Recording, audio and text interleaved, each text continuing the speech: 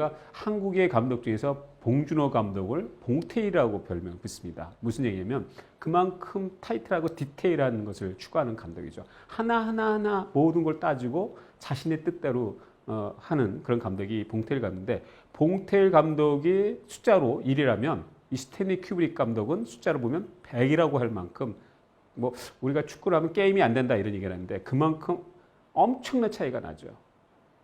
그래서 스탠리 큐브릭 감독은 우리가 뭐라고 그럽니까? 완벽주의자라고 하는데, 심지어는 일상에서도 메모지도 항상 같은 메모지를 쓰고 음식도 항상 같은 음식만 먹고 이런 것들이 어떻게 보면 편집증에 가까운 행동도 했지만, 그렇기 때문에 대감독으로서의 가질 수 있는 자질과 능력과 그러한 것이 있었기 때문에 가능한 것이 아닌가 이렇게 평가를 받을 수 있습니다. 이 한 장의 사진을 통해서 우리는 스탠리 큐브릭의 성격, 스탠리 큐브릭의 영화에 대한 집착, 영화에 대한 생각을 다시 한번 엿볼 수 있지 않을까라는 생각이 들 만큼 많은 생각을 하게 되는 그런 사진이라고 생각을 합니다. 자, 이 작품을 통해서 스탠리 큐브릭 감독은 하나를 깨달음을 갖습니다. 아, 내가 이렇게 영화를 찍으면 안 되겠다. 상도 많이 받고요, 흥행도 많이 했는데 그 생각을 해요. 왜 그러냐면 커크 더글라스라는 제작자, 기획자죠. 그러다 보니까 이 대배우 커크 더글라스, 대제작자 커크 더글라스 안에서 숨막히는 그런 작업을 하게 돼요. 스케일도 크고 잘 만들고 뭐 그런데도 불구하고 이 그 스탠리 큐브릭 감독은 자신이 원한 대로 시나리오를 쓸 수도 없고 자신이 원한 대로 편집을 못하게 되죠. 그래서 굉장히 싫어해요.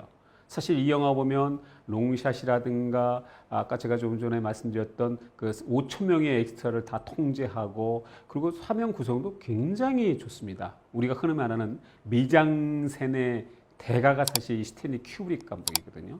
정말 스탠리 큐브릭 감독은 어느 작품을 봐도 뛰어난 미장센 하면은 스탠리 큐브릭 감독을 절대 잊어서는 안 될 그런 아주 중요한 감독인데, 그럼에도 불구하고 이 스탠리 큐브릭 같은 이 영화를 통해서 새로운 깨달음, 아, 내가 앞으로 이렇게 작품 찍으면 안 되겠다 라게 하게 되죠. 그래서 이때 조금 전에 제가 말씀드렸듯이 대성공을 거두면서 앞으로 제작하는 모든 사람들한테 자신이 직접 편집할 수 있는 권한, 그리고 자신이 원하는 대로 연출할 수 있는 권한을 받게 됩니다. 이것이 평생 죽기까지, 그리고 마지막 작품인 와일드 아이즈 와일드 샷까지 바로 그렇게 이어지게 되는데요. 그렇기 때문에 스탠리 큐브릭 감독만이 가질 수 있는 색깔, 스탠리 큐브릭 감독만이 가지고 있는 독특한 영화를 만들게 된 그런 계기가 됐지 않았나 이렇게 보여지는데요. 사실 감독이 이러한 그 편집권, 뭐 제작권, 사실 스탠리 큐브릭 감독은 제작비를 자유롭게 썼던 감독이에요. 보통 영화를 만들면 예산이 있거든요. 예를 들어서 미얀마 같은 경우에 뭐 10억짜시다. 그러면 10억짜리의 금액만큼만 영화를 어떻게든지 만들어서 홍보를 해야 되는데, 스탠리 큐브릭 감독은 제작비가 항상 오버가 됐고, 또 한 가지 스탠리 큐브릭 감독의 특징 중에 하나가 뭐냐면 제작 기간이 굉장히 길어요.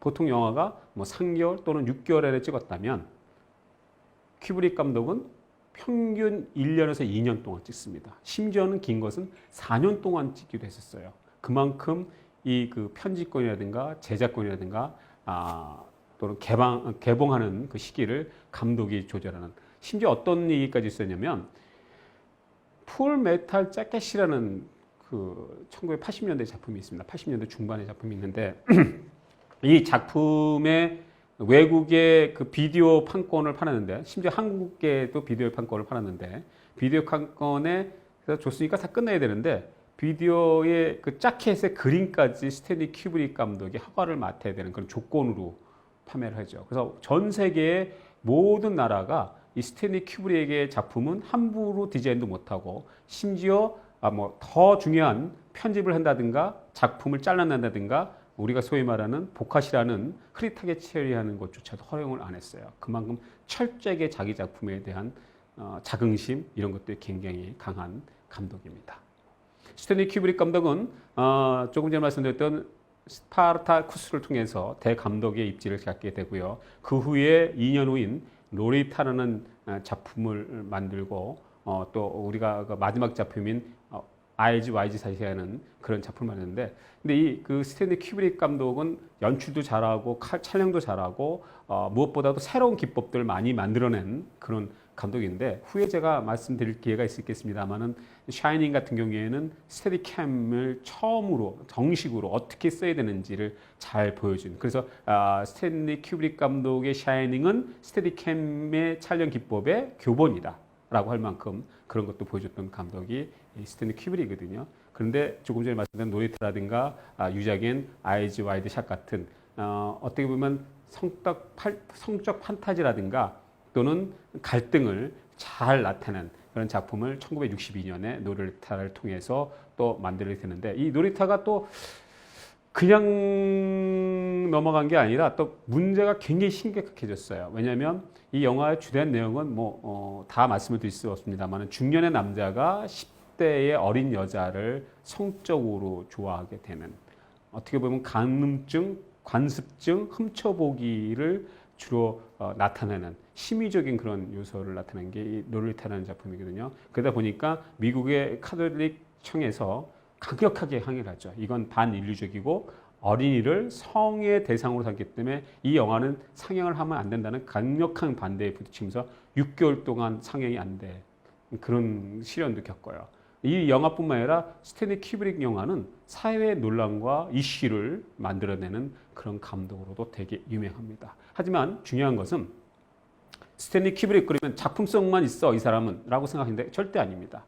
스탠리 큐브릭 감독은 작품성과 흥행성에도 성공한 거의 매단되는 최고의 감독이다, 이렇게 말씀을 드려야 될 것 같습니다. 자, 그의 작품들 한번 훑어볼까요? 모든 작품을 다 볼 수는 없겠지만 가장 중요한 영화들만 제가 몇 가지 잠깐 말씀드리겠습니다. 1950년에 공포와 욕망이라는 첫 장편 영화를 만들게 됐고요. 1953년에 53년에 만들었죠. 그리고 1955년에 킬러스 키스라는 작품, 그리고 1956년에 조금 전에 제가 말씀드렸던 누아르적인 요소에 있는 킬링이라는 작품을 만들었고요. 그리고 프랑스와 갈등을 겪게 되고 프랑스에게 인정을 못 받은 그런 단초를, 스타트를 제공한 영광의 길이라는 작품이 1957년에 만들어집니다. 그러니까 1950년대에 공포영망, 킬러스 키스, 그리고 킬링, 영광의 길, 네 편의 작품을 50년대에 만들게 됩니다.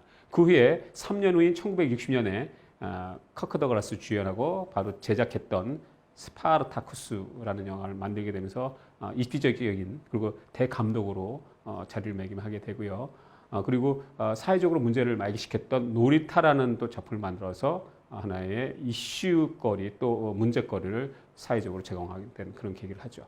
여기서 아주 대단한 작품이 또 하나 나옵니다. 1964년도에 이 작품은 제가 사실 굉장히 충격을 받았던 그런 영화이기도 한데요.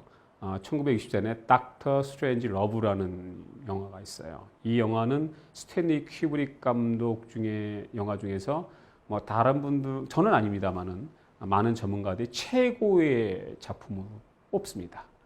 어떤 분은 이제 저하고 비슷하게 2000 스페이스 오디세이라든가 시계대 입장 조리식 뽑는 분도 있고요.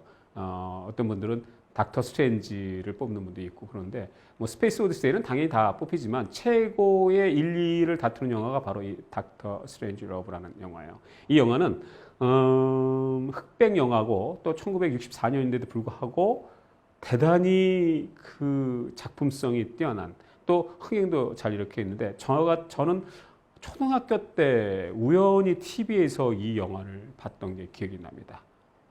다 내용은 기억이 안 나는데 마지막 장면에 핵폭탄을 떨어뜨리는데 이 폭탄 장치가 비행기에서 문이 안 열려요.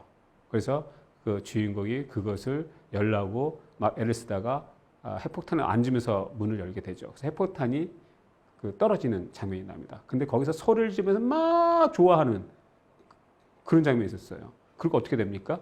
땅에 떨어지면서 핵폭발이 되면서 이 사람은 당연히 죽죠.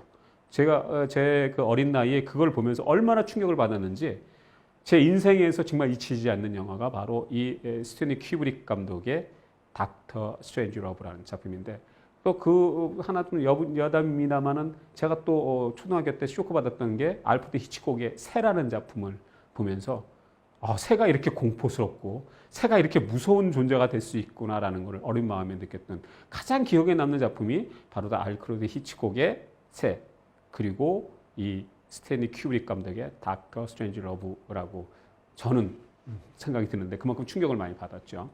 근데 이 영화는 당시에 그 냉전 시대라고 그러죠. 소련과 미국의 어떤 대치에서 정치 풍자를 블랙 코미디 형식으로 만들어냅니다.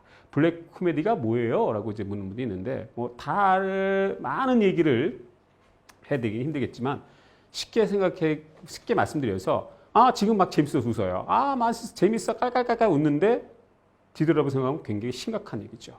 그러니까 웃을 수 없는 얘기인데 그것을 웃음으로 승화하는 그런 것을 블랙 코미디라고 그래요. 어떤 분은 코미디인데 막 울게 만든다.